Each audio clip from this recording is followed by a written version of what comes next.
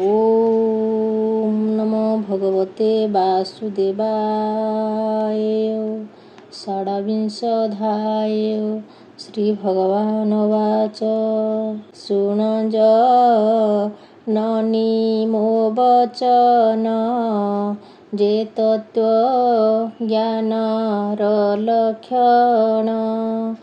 बहु प्रकारे मनुपुणी ଯାହା ସେ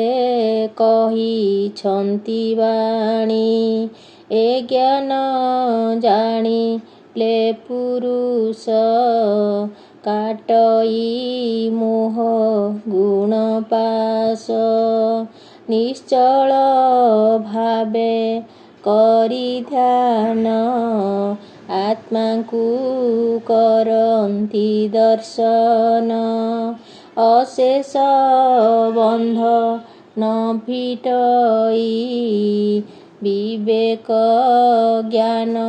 ପ୍ରକାଶଇ ମାୟା ଯନ୍ତ୍ରିତ ଅହଙ୍କାର ହୃଦରୁ ହୁଏ ତାହା ଦୂର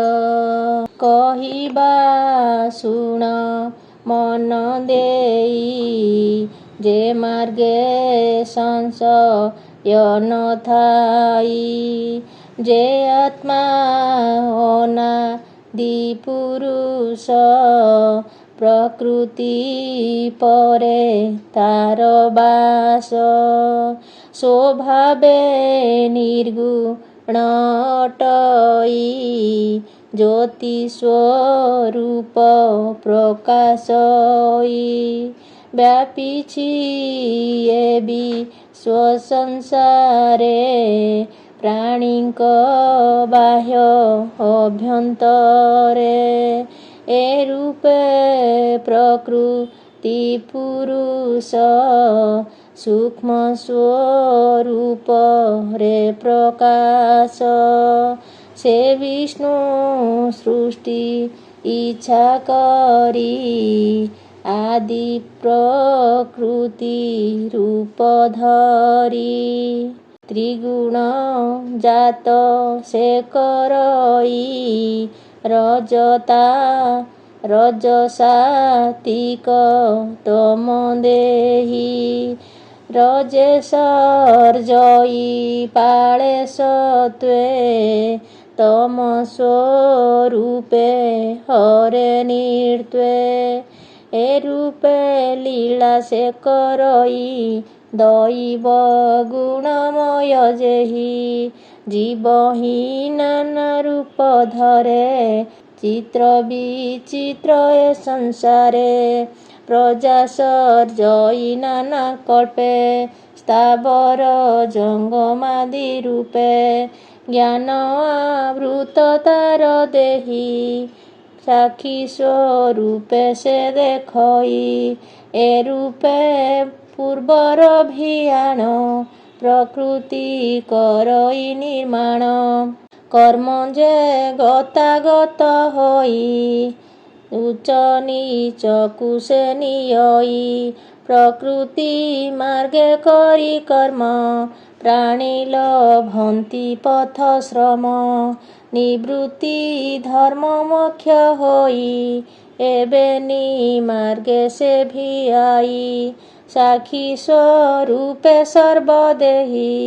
ଦେଖଇ ହୃଦ ପଦ୍ମେ ରହି କାର୍ଯ୍ୟ କାରଣେ କର୍ତ୍ତା ହୋଇ ପ୍ରକୃତି ଯେତେ କଟଇ ପୁରୁଷ ତାହା ସେ ଭୁଞ୍ଜଇ ସୁକୃତ ଦୁଷ୍କୃତାଦି ହୋଇ ଏମନ୍ତ ଶୁଣି ଦେ ବହୁତି ସନ୍ଦେହ କରି ପଚାରନ୍ତି ଦେବହୃତ୍ୟୁବାଚ ଶୁଣ ହୋ ପରୁଷ ଉତ୍ତମ ସଦୟ ସ୍ଥୂଳ ସୂକ୍ଷ୍ମ ଶୂନ୍ୟ କି ରୂପେ ପ୍ରକୃତି ପୁରୁଷ ଜଗତେ ହୋଇଛି ପ୍ରକାଶ ଏମନ୍ତ ଶୁଣି ଭଗବାନ कहन्ति अमृत वचन। श्री भगवान वाच जेते त्रिगुण बंधने सत सत जंतु माने आत्मारे ज्योति रूपे थाई अव्यक्त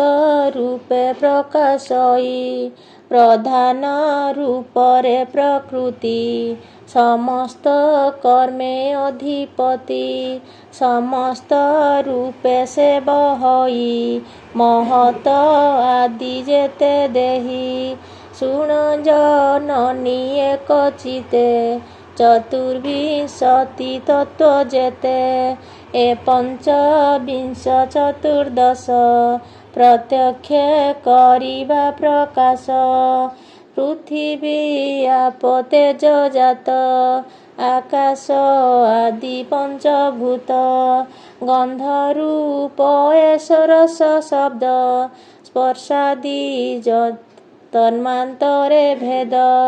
जिह्वानासिका चक्षु कर्ण चम पाणिपाद वचन वृषण पायुए दशम इंद्रिय बोलिए नाम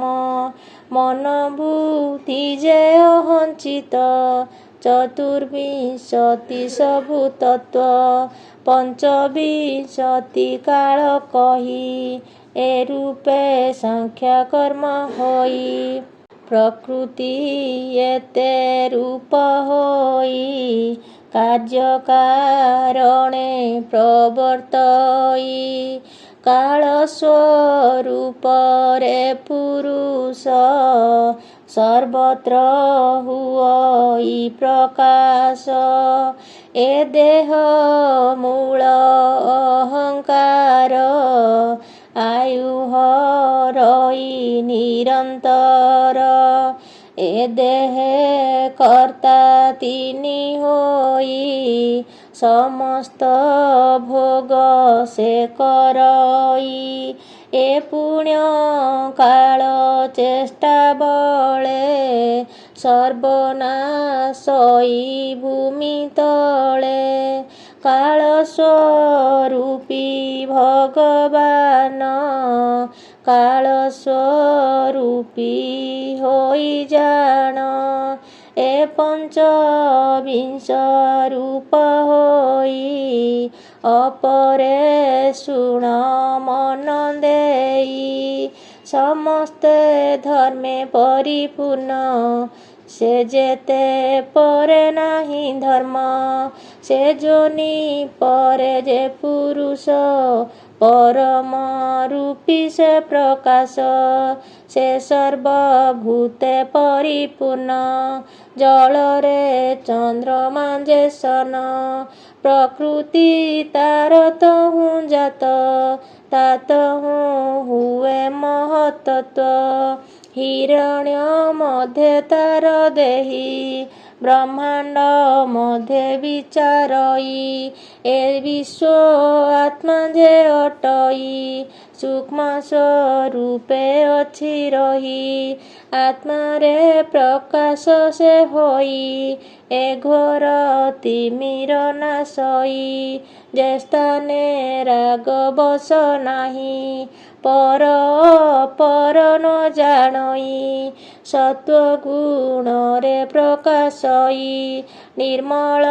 ज्योतिर्मय देही से विष्णु भक्ति लभे स्थान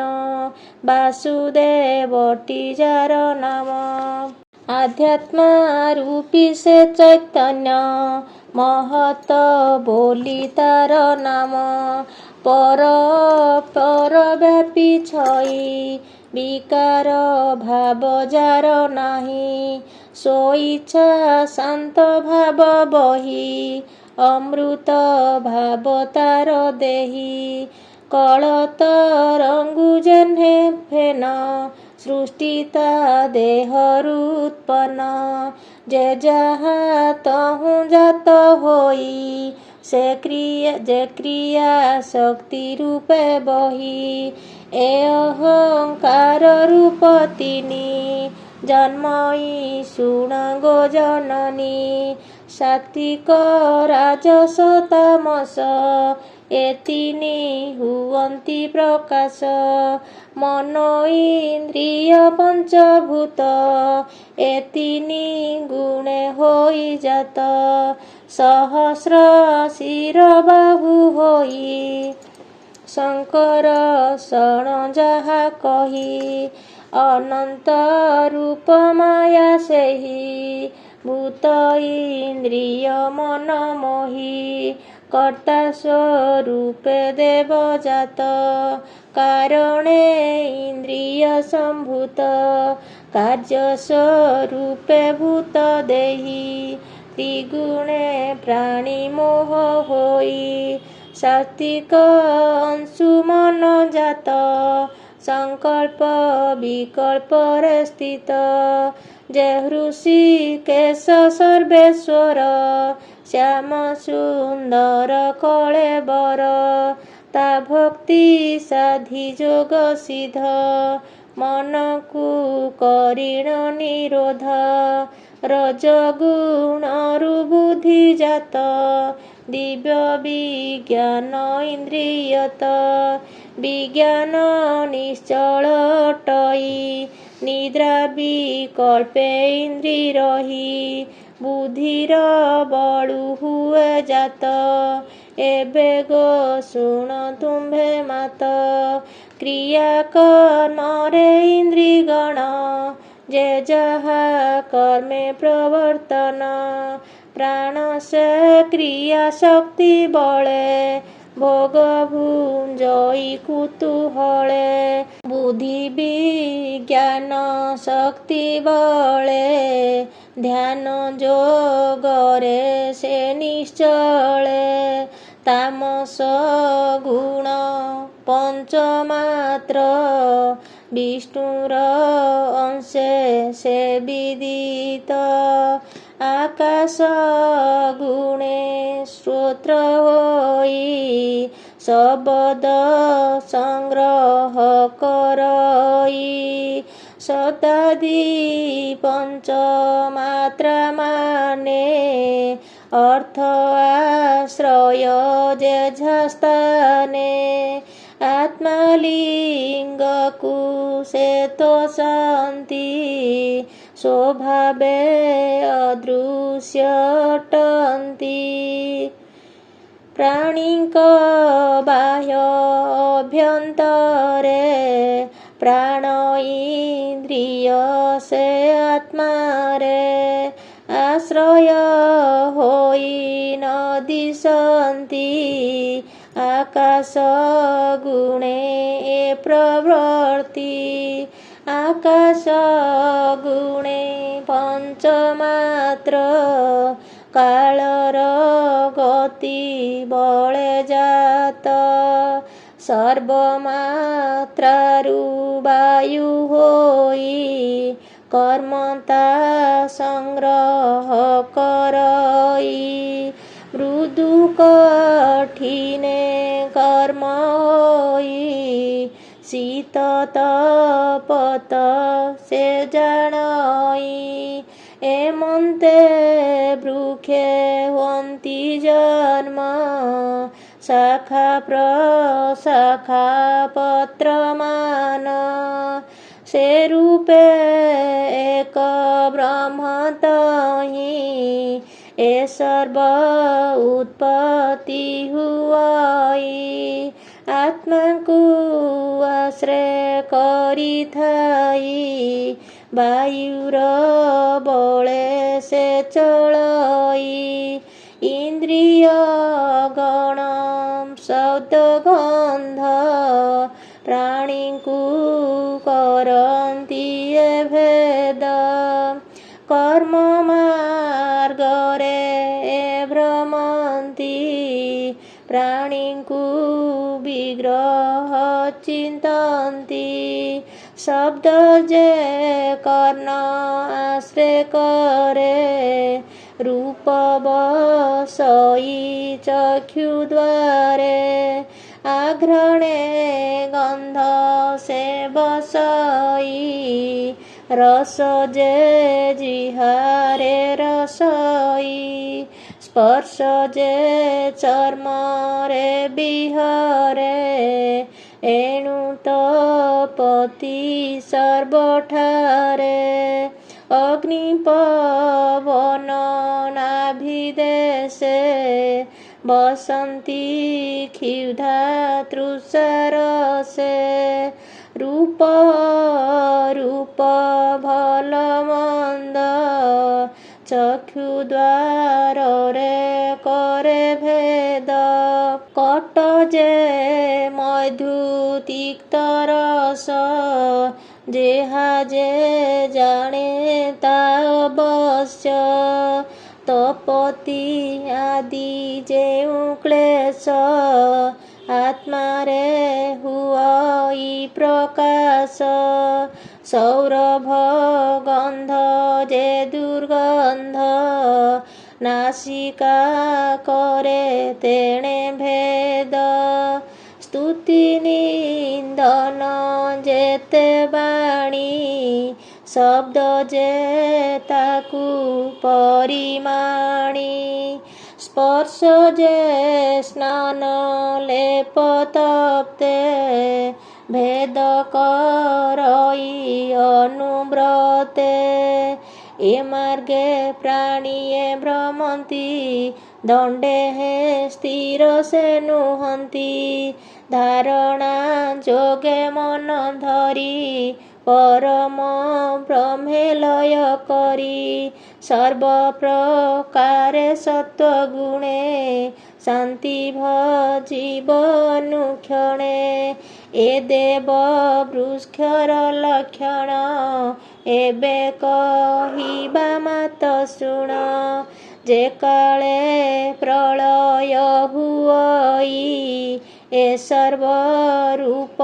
भंग जाई जाहार तत्व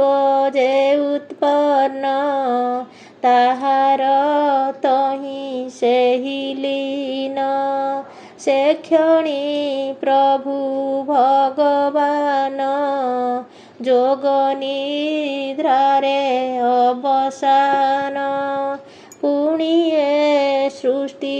आदि काले उत्पत्ति हुअन्ति सकले अन्योन्य एक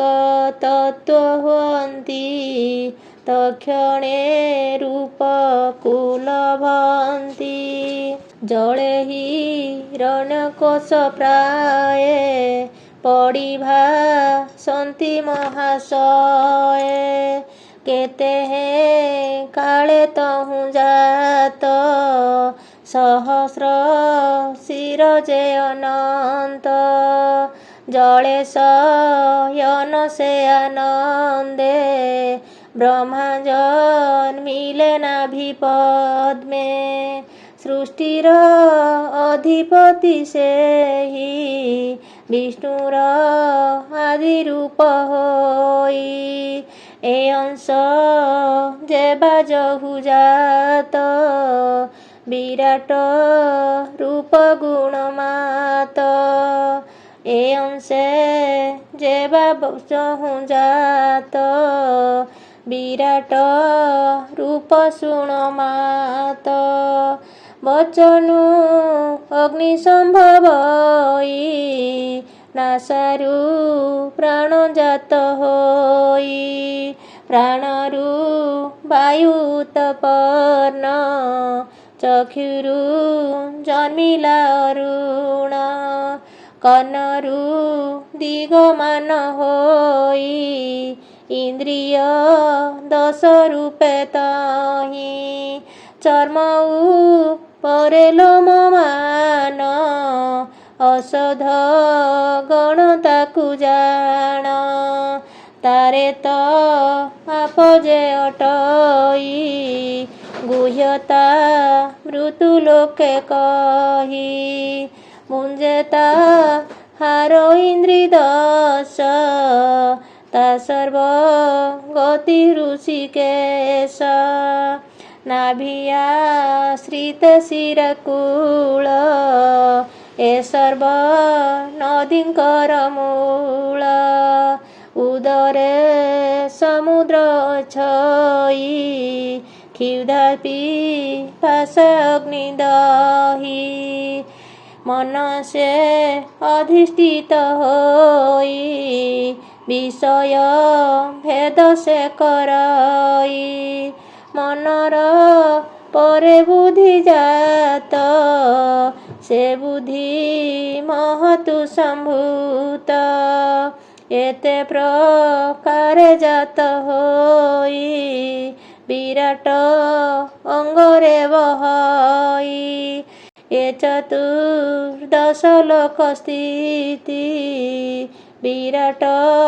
ଅଙ୍ଗରେ ରହନ୍ତି ସେ ସ୍ଥାନୁ ଯେବଜାତ ହୋଇ